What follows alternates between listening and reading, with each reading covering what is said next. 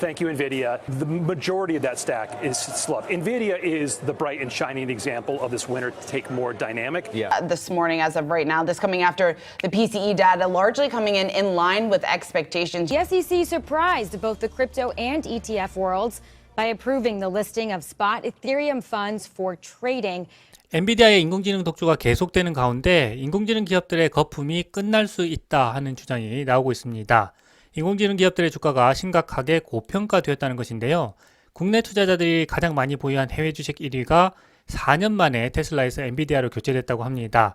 정말 충격적인 소식입니다. 인공지능 기업들의 고평가 논란과 함께 자세히 살펴보겠습니다. 개인 소비 지출 PCE가 월가의 기대치와 부합하면서 금리 인하에 대한 기대가 높아지고 있습니다. 전문가들은 어떻게 보고 있는지 함께 살펴보겠습니다. 블랙록이 미국 증권거래위원회 SEC에 이더리움 현물 ETF 증권 신고서 수정본을 제출했다고 합니다. 시장 예상보다 훨씬 빨리 제출했기 때문에 나머지 운용사들도 블랙록을 뒤이어서 곧 제출할 것으로 보이는데요. 이렇게 되면 이더리움 현물 ETF 출시 시점이 상당히 앞당겨질 것으로 전망됩니다. 함께 살펴보겠습니다.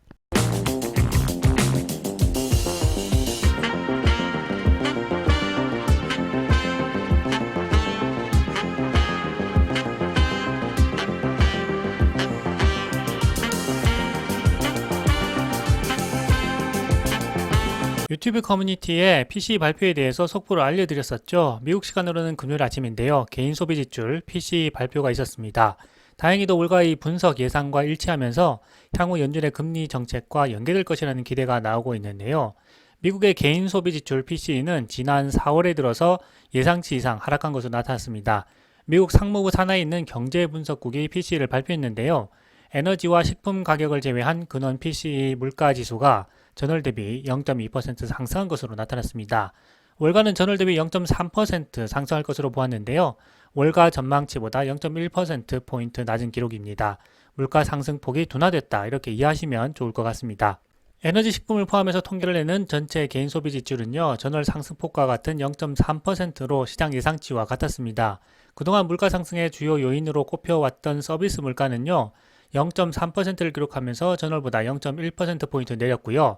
상품 물가는 0.2% 상승하면서 그동안 경기 과열에 대한 우려를 잠재웠다고 생각됩니다. 작년과 비교한 데이터를 살펴보면요. 에너지 식품을 제외한 근원 소비 지출은 2.8% 증가했고요. 에너지 식품을 포함한 전체 PC 물가는 2.7%로 예상 수준에 부합하게 나왔습니다. PCE가 시장의 기대치와 부합하게 나오자 인플레이션 완화에 대해서 우려하던 연준 위원들도 입장 변화를 보이고 있는 상황인데요. 라파엘 보스텍 연준 총재는 전날 애틀랜타 지역 컨퍼런스에서 인플레이션이 천천히 진행되고 있고 이러한 가운데 노동시장이 안정된다면 올해 연말이나 4분기를 금리 인하 시점으로 본다라고 밝혔습니다. 존 윌리엄스 뉴욕 연준 총재는요. 뉴욕 경제클럽 연설에서 시간이 지나면 경제는 더 균형을 이루고 글로벌 인플레이션 압력이 줄어들 것으로 보이기 때문에 올해 하반기부터는 인플레이션이 완화될 것으로 본다라고 했습니다. 연준의 금리 인상 우려가 크게 줄어들면서 미국 10년물 국채 금리는 5.2bp 내린 4.5%로 하락했습니다. 시카고 상품거래소에서 집계한 페드워치 기준 금리 인하 예상 시점도 앞당겨졌는데요. 전날까지는 11월에 첫 금리 인하가 있을 것으로 봤는데요. PCE가 발표되고 나서부터는 9월부터 인하할 수 있다는 쪽으로 예상이 상당히 기울었습니다. 이런 가운데 인베스코 수석 글로벌 시장 전략가인 크리스티나 후퍼가 야후 파이낸스에 나왔습니다. 앞으로 연준이 어떤 움직임을 보일 것인가에 대해서 자세한 분석을 내놓았는데요. 후보는 이 PCE 보고서가 잠재적으로 연준의 금리 인하 정책에 크게 영향을 미치게 될 것이라고 보았습니다. 후보는 연준의 금리 인하는 이르면 7월이나 9월에 실현될 수 있다라고 했는데요. 이번 PCE 데이터가 상당히 안정적으로 나왔기 때문에 연준이 향후 금리 인하를 결정하는데 상당한 근거가 될 것으로 보이고요. 특히 다음과 같이 강조했습니다. 지금 연준의 통화정책 기간이 상당히 길었고 실제 인플레이션과 관련된 요소가 발생하는 시점과 금리 정책을 위해서 데이터를 분석하는 시점 간에 가변적인 시차가 있기 때문에 만약 연준이 앞으로도 상당 기간 더 기준금리를 매우 높은 수준으로 유지한다면 향후 미국 경제에 중대한 위험을 만들어낼 수도 있다 하는 것입니다. 다시 말하면 기준금리를 인하할 시점이 됐다는 것인데요. 앞으로 미국 경제가 높은 금리를 견뎌낼 수 있을지 불확실한 시점에 와 있다 하는 것입니다. PCE 발표와 관련해서는 경제가 어떻게 움직이는지에 대해서 제 블로그에 자세히 설명해 두었으니까 관심 있는 분들은 찾아보시면 도움이 많이 되실 거라고 생각합니다. Week, the SEC surprised both the crypto and ETF worlds by approving the listing of spot Ethereum funds for trading. 블랙록이 미국 증권거래위원회 SEC에 이더리움 현물 ETF 증권 신고서 수정본을 제출했다고 합니다. 블랙록이 증권 신고서를 시장 예상보다도 훨씬 빨리 제출했기 때문에 나머지 운용사들도 블랙록에 뒤이어서 곧 제출할 것으로 보이는데요. 이렇게 되면 이더리움 현물 ETF 출시 시점이 상당히 앞당겨질 것으로 전망됩니다. 한마디로 말하면 이더리움 현물 ETF 출시에 속도가 붙고 있다는 것입니다. 특히 블랙록은요, 세계 최대 자산 운용사이면서 최근 비트코인 현물 ETF에서도 그레이스케일을 제치고 1위에 올랐기 때문에 블랙록이 마음만 먹으면 뭐든지 다 할 수 있다 하는 것을 보여주고 있습니다. 블랙록이 이더리움 현물 ETF 출시를 위한 수정 서류를 제출하면서 이르면 다음 달에 이더리움 현물 ETF가 출시될 수도 있다 하는 전망이 나오고 있습니다.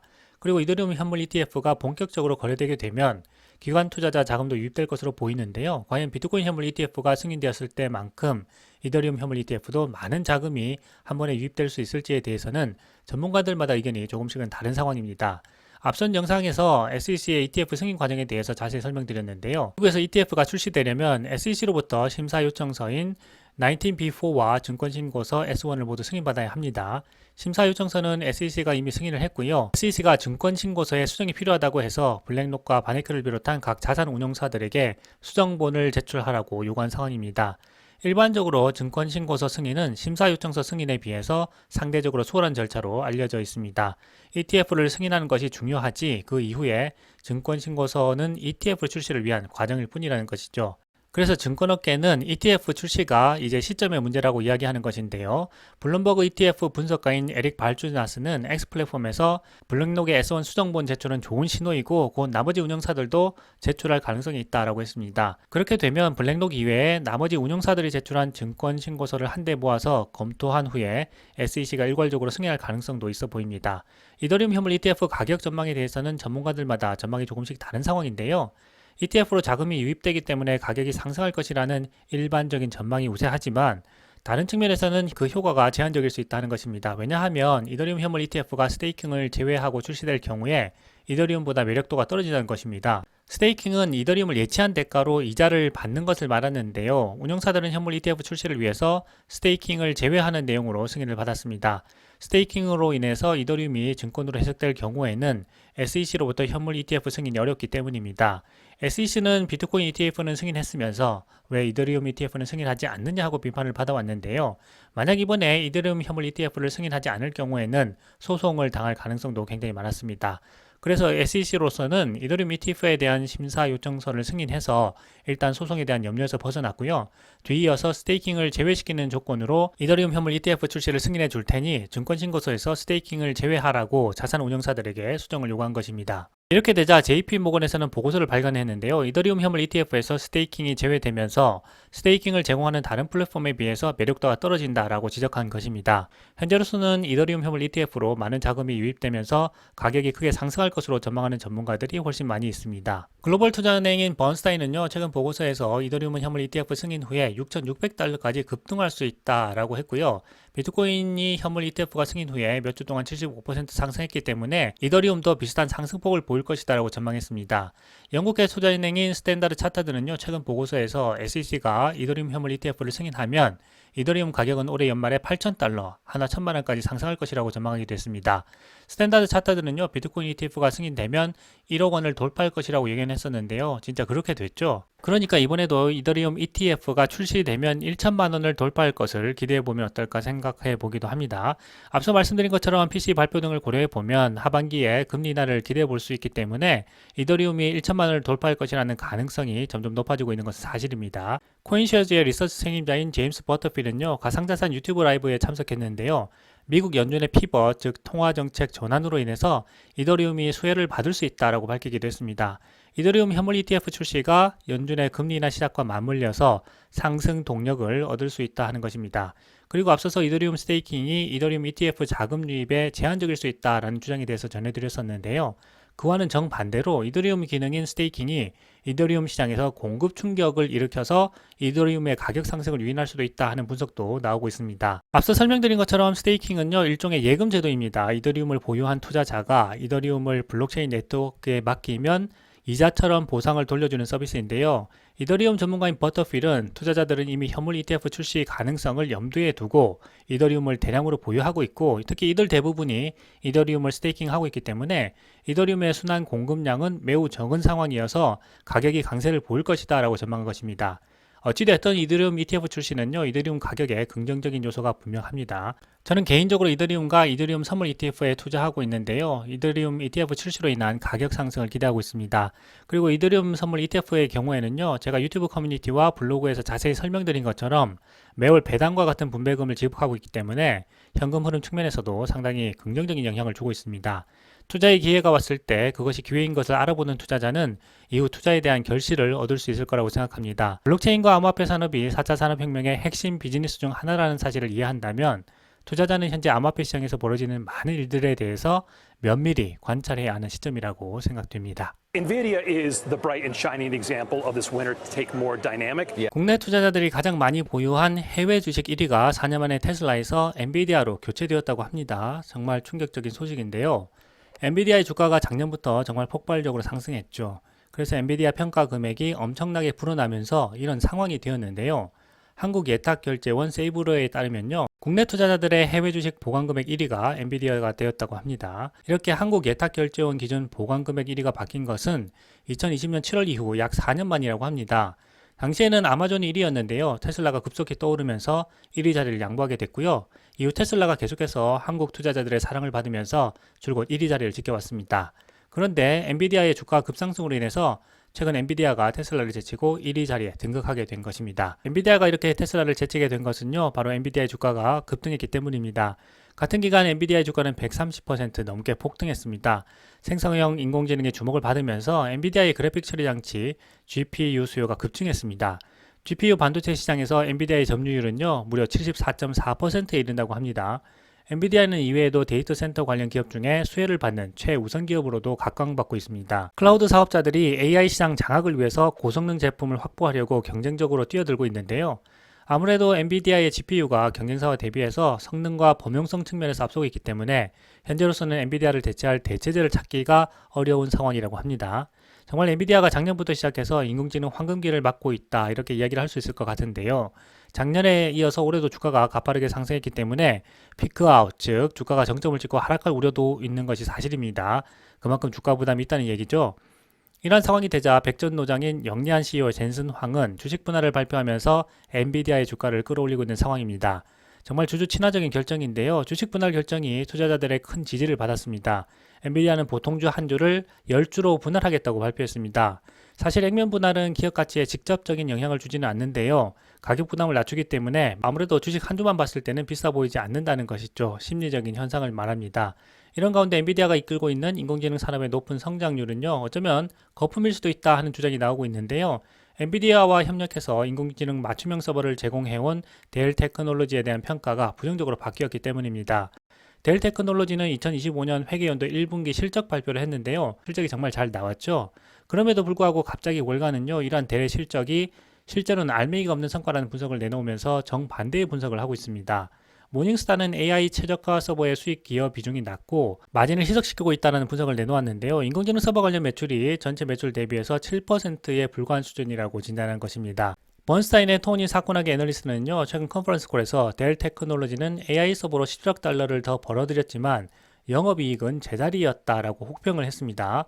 특히 델의 AI 맞춤형 서버는 거의 제로에 가까운 마진으로 판매되고 있다. 인프라 솔루션 그룹의 마진이 전년 대비 줄어든 점은 근본적으로 실망스럽다라고 했습니다.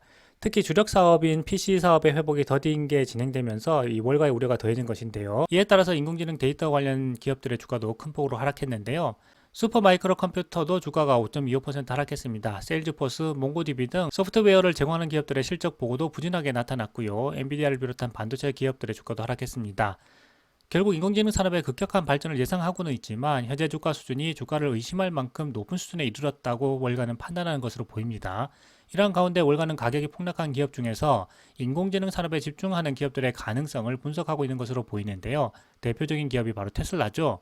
하지만 현재 테슬라는 CEO인 일론 머스크의 보상 패키지 문제와 11월 미국 대선과 관련한 불확실성의 증가, 그리고 전기차 2천만 대 생산 목표 불확실성 등으로 인해서 주가가 횡보하고 있는 상황입니다. 하지만 이번 주총을 지나서 하반기부터는 테슬라의 주가 모멘텀이 차츰 개선될 것으로 예상하는 분석도 나오고 있기는 합니다. 8월에 예정된 로보택시 출시와 AI 데이를 통해서 테슬라의 현실 인공지능 상용화 가능성이 구체화된다면 테슬라가 인공지능 기업이라는 평가도 나올 수 있다는 것입니다. 특히 하반기에 금리가 인하됨에 따라서 내년부터 전기차 판매 실적이 회복되면 하반기부터는 주가 모멘텀이 점차 회복될 수 있다는 것인데요. 이러한 기대가 현실이 되려면 일론 머스크의 보상 패키지 문제가 하루빨리 마무리돼야 하고요. 8월 8일 로보택시 플랜이 상당히 설득력을 얻을 수 있어야 할 것으로 보입니다. 결코 쉽지 않은 일인데요. 일론 머스크가 처음 테슬라를 시작하면서 수많은 어려움에 봉착할 때마다 하나하나 직접 해결해 갔던 순간을 기억하면서 이 어려운 고비를 잘 견뎌나가기를 투자자로서는 바라고 있습니다. 그리고 테슬라 초기의 일론 머스크 인터뷰를 보면서 테슬라에 대한 투자를 함께 점검해 보면 어떨까 합니다. Sorry to be a bit late. Oh, no. I just came from the Tesla factory in Fremont. Yes. Wrong? There's always something Did wrong. you have to like? At any given point, there's always something wrong. Yes. Because there's just too many things going on. Yeah. So, I mean, one of the trickiest things about a car is that there's thousands of individual components, there's thousands of unique components, and even if one of those things is missing, you can't make cars. Yes. So, I mean, today's fiasco was, I kid you not, we were missing $3 USB cable. Okay, so we could not complete cars because, So the whole line was stopped.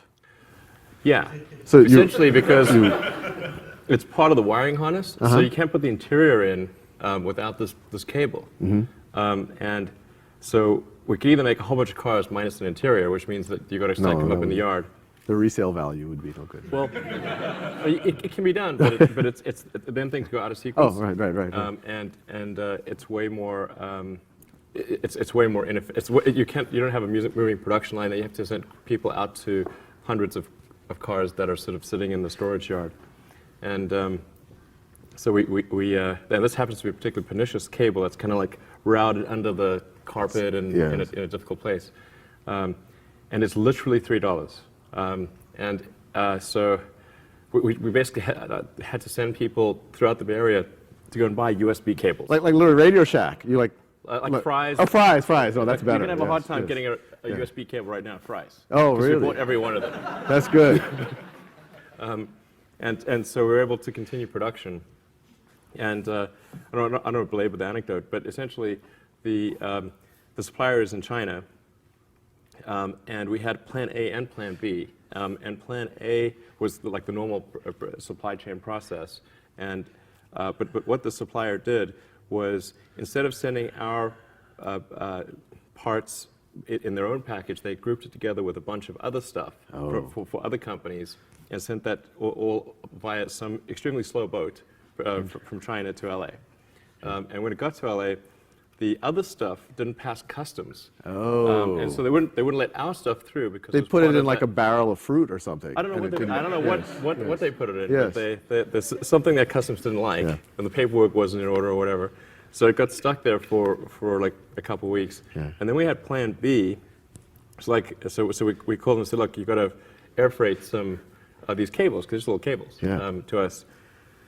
And we talked to their U.S. subsidiary and ordered from the U.S. subsidiary, who then communicated to China. But then, because this was another batch of parts, it was kind of double the order, it exceeded the credit limit that we had. Oh, yeah, you got So to. it bounced off their credit limit, so they didn't ship it. Fascinating. So someone's losing their job now. This is. No, I'm kidding. like- No, you shouldn't. You shouldn't fire anyone. It's pretty farcical. Oh, and yeah. Anyway, so it's coming like tonight at 11 p.m. or something. Wow. And these things are happening like all the time. This was like an unusual circumstance. Yeah, that's like one example, but there's many things like that. So I guess, I mean, that's actually a really good example because that kind of leads into what I've always been fascinated by a lot of what you're doing is, well, I guess, I'll start with, how did you get into this? I mean, Into cars? Into cars, into taking over NASA, into well, not taking over NASA, I know, being a contractor for NASA. For the record, we're yes, not yeah. taking over NASA. You're not taking over NASA. They're an independent organization. But you all are becoming a major provider of services for NASA. Obviously, kind of internet payments and payments generally. I mean, these are three completely different spaces. I think a lot of people would not take someone seriously if they kind of had a business plan in one of these. Right. Sorry to eat. Oh yeah, you take your time. What was your? I mean, did you always think you were going to be doing this, or when did it dawn on you that you would try to revolutionize three industries? Well, when I was in college, I didn't actually expect to do it. So it was not like this is some long fulfilled expectation. But when I was in college, I thought about what are the areas that would most affect the future of humanity, in my opinion. And the three areas were the internet, sustainable energy, and space exploration, particularly if humanity becomes a multi-planet species. You know, there's kind of like a pretty substantial bifurcation in our sort of future if we're either out there among the stars on multiple planets, or if we're confined to Earth until some obviously eventual extinction event. Yeah. Not that I'm pessimistic about life on Earth. I mean, I think things are likely to be good. But even more likely to be good yeah. by far. Yellowstone's due for an explosion every several Right, hundred thousand. exactly. Shantanu knows about that. Shantanu, yeah. It's been 700,000 since. Right, yeah. right. But yeah, Yeah, I super mean- volcano. For those of you who don't know, it would envelop. But well, sorry. Yeah, no, exactly. Yeah. I know exactly what you're talking Yeah. about. Exactly. So We read I mean, the same books. I can right, tell. absolutely. I mean, something bad is bound to happen if you give it enough time. And civilization has been around for such a very short period of time that you know these timescales seem like very long, but on a evolutionary timescale they're very short. Yeah. You know, a million years on evolutionary timescale is really not much. And you know, Earth's been around for 4.5 billion years. Yeah. So that's, you know, a very tiny amount of time, really. But for us, that would be, I mean, can you imagine if human civilization continued at anything remotely like the current pace of technology advancement for 1 million years, where would we be? Yeah. I mean, I think we're either extinct or on a lot of planets. Yes, we should. Those are the two options. But given that, I mean, one, that's kind of as epic as one can think about things. I mean, literally. I mean, how did you make that concrete? How does that turn into SpaceX, Tesla, and PayPal?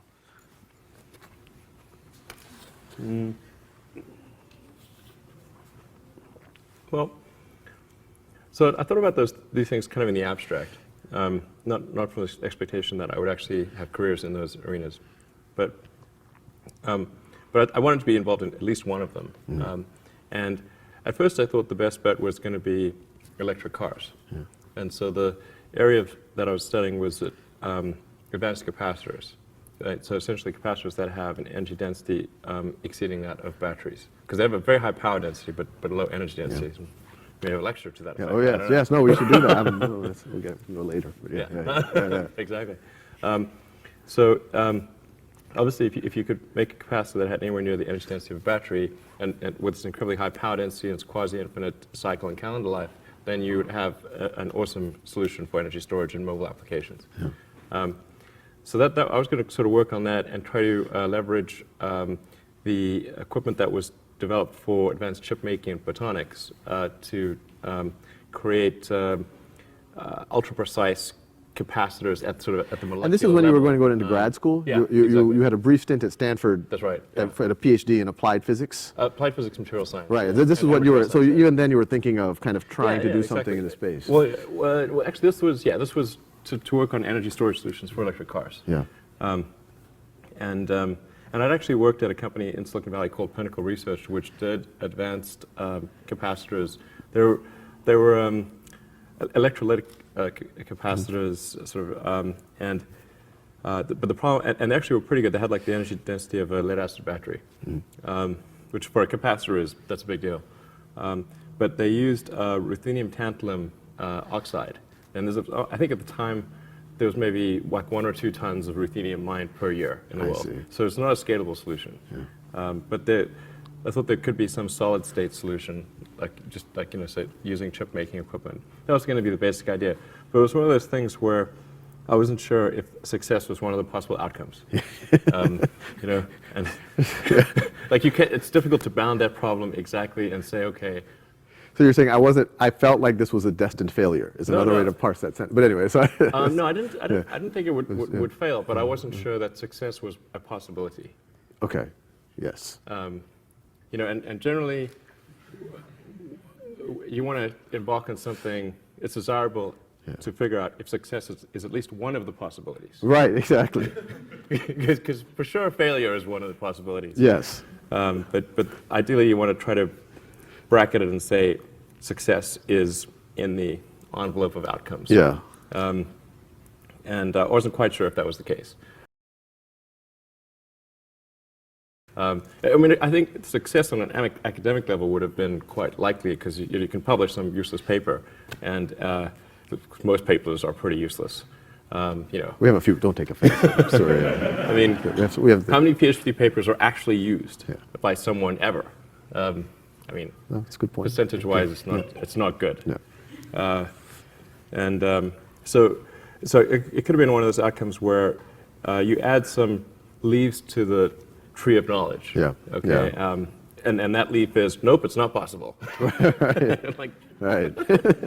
there goes 7 years of my life. So that was one path, and I was prepared to do that. But then the internet came along, and I was like, okay, the internet.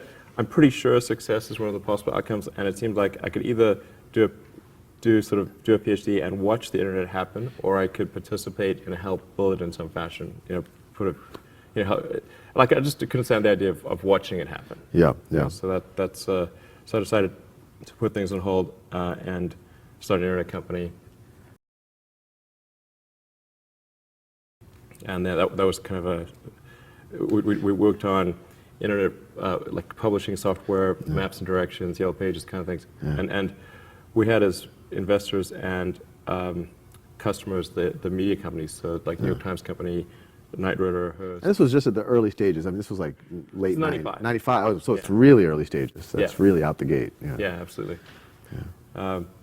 And so then the reason we worked with the media companies is because we knew they had money. Like there was no advertising money in '95. Right, right. In fact, the idea of advertising on the internet seemed like a ridiculous thing to people. Obviously not so ridiculous anymore, but at the time it seemed like a very unlikely proposition. And a lot of the media companies weren't even sure that they should be online. Right. Like what's the point of that? Yeah. And did y'all think that PayPal was just going to be a simple little internet way to, or do you think it was going to turn into the major kind of transaction processing engine that it is right now? I didn't expect PayPal's growth rate to be what it was. Yeah. So, and that actually created major problems. So we started PayPal on University Avenue. Oh. After the first month or so of the website being active, we had 100,000 customers. Really? Wow, I didn't realize it was. Yeah, it was nutty. Oh, wow. And how did it start? How did people just even know to use it? And I mean, obviously, both buyer and seller have to be involved. Yeah. Well, we started off first by offering people $20 if they opened an account, and $20 if they referred anyone. Oh. And then we dropped it to $10, and then we dropped it to $5. As the network got bigger and bigger, the value of the network itself exceeded any sort of carrot that we could offer. So how much money did y'all spend with that kind of $5, $10, $20 incentive to get that critical mass going? That was a fair amount. I think it was probably $60 or $70 million. Oh, wow. Okay, so it was a Yeah, it was substantial. Oh, okay. So we're not talking peanuts here. Yeah, this is. Yeah, it depends on your relative scale. Yeah, It's could- a peanut to Google. Yes. No, that's right. That's right. Here's a peanut. Yes. Yes. I mean, like Google's got 50 billion, Apple's got, I don't know, 150 billion, some crazy amount of money. Wow. That's yeah. just cash. Yeah. Yeah. So it's not an outland. Well, yeah. No, I didn't realize. I didn't realize Like that was 1% so of Google's core. cash would be $500 million. So that's 0.1% of Google's. That's true. You're right. That's inexpensive. It's nothing. Relative to them, it's pretty inexpensive. Yeah, well, that's right. And then we just did a bunch of things to decrease the friction because I mean, it's just like bacteria in a petri dish. Yeah. So what you want to do is try to have one customer generate like two customers. Yeah. Okay, or something like that, maybe three customers ideally. And then you want that to happen really fast. You could probably model it just like bacteria growth in a petri dish, like, and it'll just it'll expand very quickly until it hits the sides of the petri dish. And it just slows down. And then after PayPal, then, I mean, to some degree, especially us in Silicon Valley, we kind of understand the internet. We know people. I mean, PayPal is obviously of a scale that, is noteworthy. But then SpaceX just seems really, like, how did you decide that I'm definitely going to do that? And then, like, what's the first thing that you do? Like, how do you even, like, go out? Like, I don't even know how to start trying to make a rocket company. Well, neither did I, really. And in fact, the first 3 launches failed, so it's not as though it was like, spot on. It's like, did not hit the bullseye. But even getting the point that you're launching rockets, I don't even know how do you get there? And like, what did you do on, like, how did you decide, and then what did you do on day one? Like, who did you call, or did you write a plan? Did you start? I don't even know. Yeah, actually, I mean, the origin of PayPal or rather, SpaceX is that I was trying to figure out why that we'd not sent any people to Mars, because the obvious next step after Apollo was to send people to Mars. So, but what in fact happened was that we sent a few people to the moon, and then we didn't send anyone after that to the moon or Mars or anything. But if you'd asked people in 1969, what would 2013 look like? They would have said there'll be a base on the moon. We would have at least sent some people to Mars, and maybe there'd even be a base on Mars. There'd be like orbiting space hotels, and there'd be all this awesome stuff in space. And that's what people expected. And if you'd said, well, actually, the United States in 2013 will not be able to send anyone to orbit, but I'll tell you what will exist is that there'll be this device in your pocket that's like the size of smaller than a deck of cards that has access to all the world's information, and you can talk to anyone on planet Earth. And even if you're like in some remote village somewhere, as long as there's something called the internet, they wouldn't know what that means, of course, then you'd be able to communicate to anyone instantly and have access to all of humanity's knowledge. I said, like, bullshit. There's no way that's going to be Right. And yet we all have that, and space is not happening. So I was trying to figure out, like, what was the deal here, and this was like 2001. And it was just a friend of mine asked me what I'm going to do after PayPal. And I said, well, I've always been interested in space, but I don't think there's anything that an individual could do in space because it's the province of government, and usually large government. But I'm curious as to when we're going to send someone to Mars. So I went to the NASA website, tried to figure out, like, where's the place that tells you that? And I couldn't find that. So I thought, well, like, either I'm like bad at looking at the website, or they have a terrible website, because surely there must be a date. That should be a big date, yeah. Yeah, it should be like, this should be on the front page. And then I discovered actually that NASA had no plans to send people to Mars, or even really back to the moon. So this was really disappointing. I thought, well, maybe this is a question of national will. Like, do we need to get people excited about space again, and try to get NASA a bigger budget, and then we would send people to Mars. And so I started researching the area, becoming more familiar with space, reading lots of books, and